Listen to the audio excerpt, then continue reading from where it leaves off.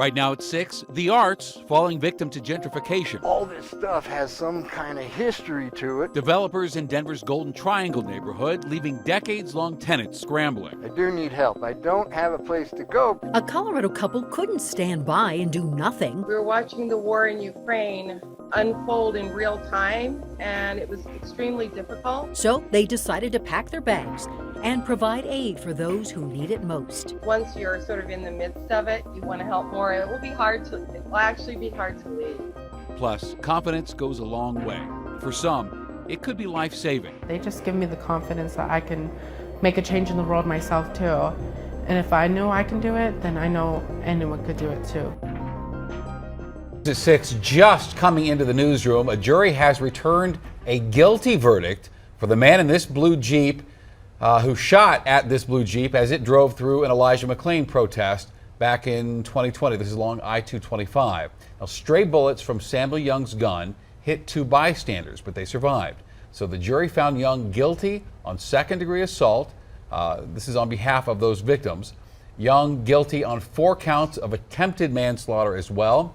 The driver of the Jeep told police he was surrounded by protesters and feared for his life. So he will be sentenced at a later date.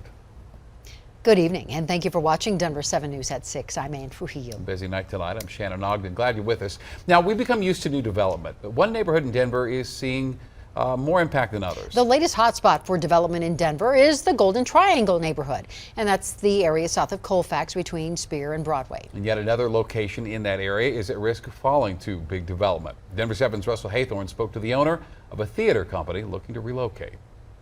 Yeah, this is 899 Broadway in the Golden Triangle. You can see how massive this property is. We're standing on top of the parking garage next to the building. It is ripe for development, and there is one remaining tenant, one of the oldest theater companies in town, looking for a new place to call home. All this stuff has some kind of history to it. It's hard to put a price. You really can't, because it means so much in memory and it means so much in just effort. On someone's life work. Here's Grandpa's cane, you know, for Peter and the Wolf that we hope to reconstruct this summer. The prop closet of the Ballet Arts Theater is a treasure trove, a time capsule of costumes, sets, and memories. Here we have tons of videotape. Founder Paul Noel Fiorino says after hanging on for 30 years, it might be time to hang it up. Now we got to move out of the triangle. It's terribly sad, but I've been fighting it all my life. The building the nonprofit has occupied since 1993 will soon be redeveloped,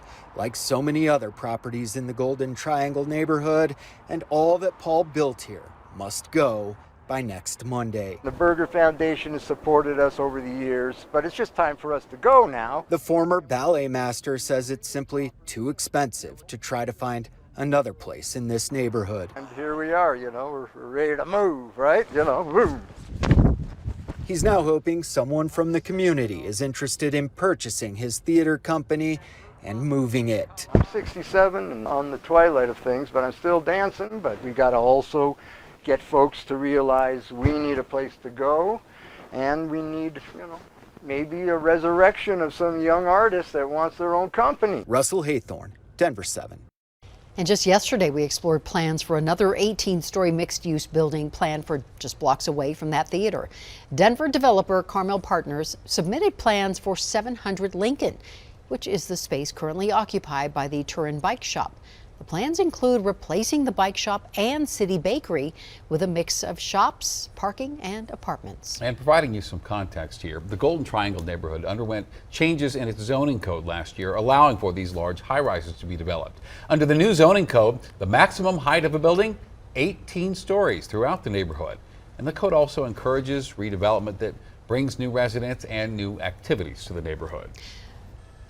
A rural part of Highway 85 in Weld County is closed tonight because of a deadly crash involving Colorado State troopers. Now, CSP is telling us that Wyoming troopers were chasing a car into Colorado, and its driver was wanted for a parole violation out of Minnesota. And that car then crashed into a CSP trooper, causing that patrol car to roll. And that trooper suffered minor injuries.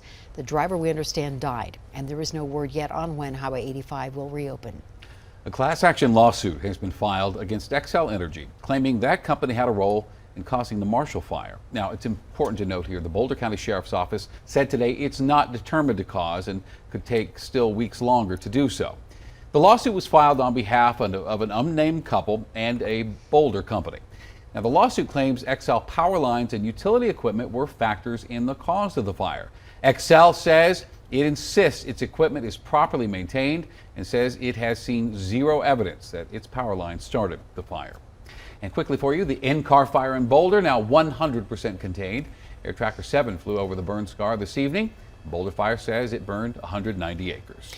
More than $80,000 worth of bikes and bike technology stolen from a Boulder business, and police are now asking for your help in finding it. So here's a look at what was stolen. This is a bike, and it's valued at $40,000. It has no chain, and it does have high-end wheels. And the second bike is a full suspension black and blue mountain bike. This one's valued at $30,000. Then a third mountain bike was stolen. This one cost $12,000. And all three were stolen sometime between 10 p.m. last night and 8:15 this morning. And they were stolen from a business on Wilderness Place off of Foothills Parkway. Fentanyl tragically took the lives of two young Coloradans who never should have had access to it. 31-year-old Alonzo Montoya and 30-year-old Nicole Casillas have been arrested after their 1-year-old daughter died as a result of ingesting fentanyl. The Adams County coroner says the little girl's blood contained 10 times the amount of fentanyl needed to kill an adult. And in Lakewood, an Alameda International High School student died after an accidental overdose from a drug laced with fentanyl. Kimberly Jimenez Figueroa's family says they are sharing her story to try to help others who may be struggling here. The Lakewood police say they are currently investigating. The United Nations says more than 4 million people have fled Ukraine since the start of Russia's invasion. Well, after seeing the difficulties these families turned refugees were facing, one Castle Rock couple flew to the Poland-Ukraine border to lend a helping hand. Here is Denver 7's Ivan Rodriguez. At the Polish border, refugees from Ukraine arrive daily by the tens of thousands. Quite an emotional experience when you see the people come across. And are met by people like Ralph and Deborah Yatsko. They're from Castle Rock and felt a need to help. Where are you along the Polish-Ukraine border and what are you seeing from the ground? Right now, we are actually in Przemyśl. Ralph and I are staying. That's where we're staying. And it's about 14 miles from the border. Since last Saturday, they've been volunteering with World Central Kitchen, providing meals for refugees already in Poland and those waiting to cross. They're often waiting in Ukraine to come across for 7 hours, 10 hours. So there will also be people that will take carts over. They'll take carts of sandwiches or something to drink to the other side. A draining experience filled with long hours, but one they know is making a difference. Tiredness we feel at the end of the day is still probably nothing compared to what some of these folks are going through. You see the looks on people's faces when you give them some food or drink when they've had such a long journey and they're exhausted. You could see some relief, come over them. And that's very, fulfilling to see. Although they'll be returning to Colorado in a week, they'll never forget the people they've met or the resolve they've shown. They're not going to be stopped by what's going on, by what the Russians are doing. I hope and pray that the war ends, that these people can go back to rebuild their lives. Ivan Rodriguez, Denver 7. And World Central Kitchen, it was founded in 2010 by celebrity chef Jose Andres following the earthquake in Haiti. The nonprofit works to help solve the problem of hunger in the midst of disasters.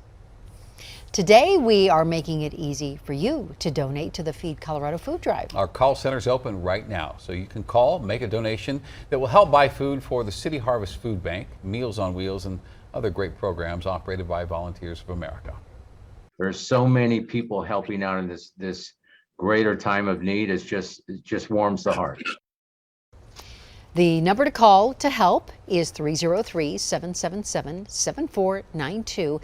And this line, by the way, will be open until 6:30 tonight. So you can donate now if you'd like. You can also donate later on tonight by following the links at thedenverchannel.com/feedcolorado. everybody wants to feel seen. You get discriminated, especially if you're barely in your beginning of your transition. But not everyone's light shines the same. It's awkward. It is very awkward and it's very uncomfortable. A local nonprofit is helping young people find theirs. It's awesome. They just make me feel welcomed and loved.